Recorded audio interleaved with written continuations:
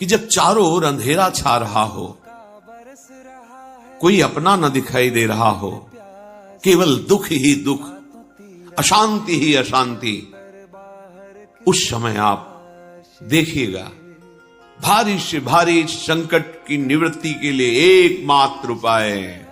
यदि आप भजन नहीं करते तो आप दिमाग में लिख लीजिए, चाहे अपनी नित्य डायरी में लिख लीजिए। आप एक बात पर विश्वास कर लीजिए कि आपको कोई भी सुखी नहीं कर सकता। यदि आपको कोई सुखी कर सकता है तो आप हैं। बिल्कुल घनीभूत अर्थात ठोस बात है, इसे समझ लेना।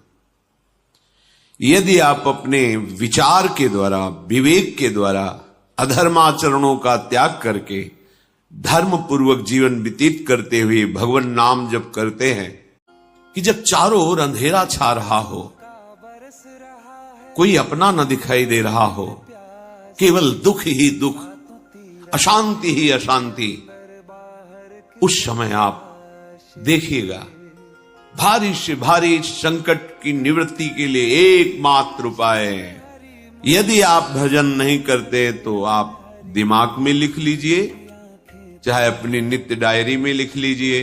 आप एक बात पर विश्वास कर लीजिए कि आपको कोई भी सुखी नहीं कर सकता। यदि आपको कोई सुखी कर सकता है तो आप हैं। बिल्कुल घनीभूत अर्थात ठोस बात है, इसे समझ लेना।